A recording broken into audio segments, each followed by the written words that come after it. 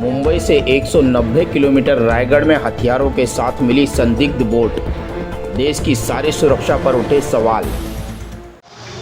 मुंबई से महज 200 किलोमीटर की दूरी रायगढ़ में यहाँ पर एक संदिग्ध बोट मिलने और इसमें हथियार मिलने से पूरे महाराष्ट्र और मुंबई में हाई अलर्ट जारी कर दिया है।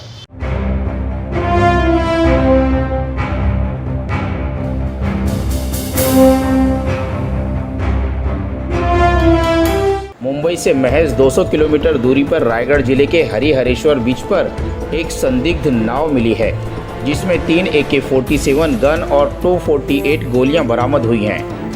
लोकल मछुआरों द्वारा पुलिस को इस घटना की जानकारी देने के बाद पुलिस और सुरक्षा यंत्रणा हरकत में आई है। जांच में पता चला है कि इस बोट पर माय लेडी हेम्प लिखा हुआ है और ऑस्ट्रेलिया की एक महिला इस बोट की मालकिन बताई जा रही है और इस महिला के पति जेम्स हैम्बॉस इस बोट के कप्तान थे। पर सवाल यह उठता है कि ऑस्ट्रेलिया की यह बोट हथियारों के साथ सुरक्षा के 3 घेरे क्षेत्र से बचकर यहां तक पहुंची कैसे? इसको देखते हुए आज भी देश की सारी सीमा सुरक्षा पर सवाल खड़े हो जाते हैं, क्योंकि इसी रास्ते से हथियार मुंबई में पहुंचकर मुंबई में 2 बार आतंकवादी गतिविधियों को अंजाम दिया जा चुका है। भारत सरकार की ओर से इस मामले में बयान आया है कि रायगढ़ में मिली संदिग्ध बोट जो 25 जुलाई 2022 को यूरोप जा रही थी, इस दौरान अरब सागर में हाई टाइड के कारण यह बोट बह गई थी। इस पर क्रूज ने ट्रेड कॉल कर दिया था। इसके बाद कोरियन नवीन इसमें सवार 4 लोगों को रेस्क्यू कर ओमान को सौंप दिया था, पर बोट हाई टाइड में फंसने से उसे तो नहीं कर पाए थे। 2 महीने बाद ये नाव बहकर रायगढ़ के हरिहरेश्वर बीच पर पहुंच गई। एक बोट स्ट्रैंडेड पाई गई, जिस बोट पर 3 AK राइफल और उसके साथ उसका एम्यूनेशन और बोट के कुछ कागजात पाए गए।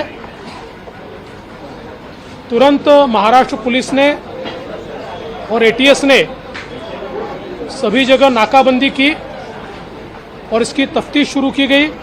तफ्तीश में यह ध्यान में आया है कि इस बोट का नाम लेडी हान है। इसकी मालिक एक ऑस्ट्रेलियन महिला है। उस महिला के पति इस बोट के कप्तान है और ये बोट मस्कत से यूरोप की ओर जा रही थी और करीब 26/6/2022 को इस बोट का इंजन ये खराब हुआ और बोट पर जो लोग थे उन्होंने एक डिस्ट्रेस कॉल दिया। कोरियन नेवी की बोट आसपास थी। उस कोरियन नेवी के शिप ने इन सभी लोगों को रेस्क्यू किया। लंदन की कंपनी नेपच्यून P2P ने इस बोट को सुरक्षा प्रदान की थी। जो हथियार इस बोट में मिले हैं वह उन्हीं के होने की आशंका है, क्योंकि बोट में मिले बक्से पर निरीक्षण सिक्योरिटी का स्टिकर लगा हुआ मिला है। आपको बता दें कि मुंबई में इससे पहले 2 बार आतंकी हमले हुए हैं, जिसका एक्सप्लोजिव इसी समुद्री मार्ग से मुंबई पहुंचा था। जो 2008 में जो 26/11 का हमला हुआ है, वो जो 10 आतंकवादी थे इसी मार्ग से मुंबई पहुंचे थे। और 1993 में जो सीरियल बॉम्ब ब्लास्ट मुंबई में किए गए थे, उसका एक्सप्लोजिव भी इसी मार्ग से मुंबई में आया था। रायगढ़ के इसी बीच, इसी के पास जो 42 किलोमीटर पे बीच आता है, दिघी बीच, उसमें वो एक्सप्लोजिव उतारा गया था और वहीं से इसी समुद्र मार्ग से मुंबई में आया था। उसके बाद आतंकियों ने 1993 में सीरियल बॉम्ब ब्लास्ट की घटना को अंजाम दिया था। आपको बता दें कि 1993 और 2008 में जो मुंबई पर हमले हुए हैं वह आतंकवादी और हथियार मुंबई में इसी रास्ते से पहुंचे थे। 1993 में मुंबई पर पहला हमला हुआ था, जिसके लिए लाए हथियार और एक्सप्लोसिव रायगढ़ में ही उतारे गए थे, जिसमें 12 सीरियल ब्लास्ट में 370 लोगों की मौत हुई थी और 713 लोग इसी सीरियल बम ब्लास्ट में घायल हुए थे। 2008 में भी 26/11 के हमले में हमलावर 10 आतंकवादियों ने हथियारों के साथ इसी समुद्री मार्ग का उपयोग करते हुए मुंबई में घुसखोरी की थी और 26/11 की घटना को अंजाम दिया था। रायगढ़ में मिली इस संदिग्ध नाव से और उसमें मिले हथियार से भारतीय समुद्री सीमा की सुरक्षा पर सवाल खड़े हो जाते हैं।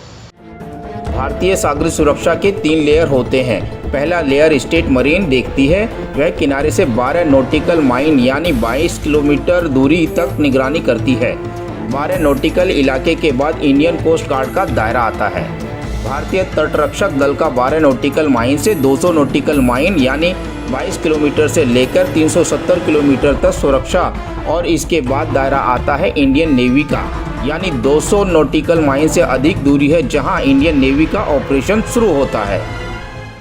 जो अजमल कसाब है उसके जो 10 साथी हैं वो इसी मार्ग से मुंबई पहुंचे थे और उन्होंने 26/11 की घटना को अंजाम दिया था, जिस कारण इस घटना को बहुत ही गंभीरता से देखा जा रहा है। 2008 में 10 आतंकवादी मुंबई में हथियारों के साथ इसी रास्ते से पहुंचे थे। इसके बाद समुद्री सुरक्षा और भी मजबूत करने की बात हुई थी, पर इसके बावजूद एक बोट हथियारों को लेकर मुंबई से महज 190 किलोमीटर की दूरी रायगढ़ तक पहुंचता है, जिसकी जानकारी स्थानीय लोगों से प्राप्त होती है। इस घटना से देश की सारी सुरक्षा पर कई सवाल उठ खड़े हुए हैं।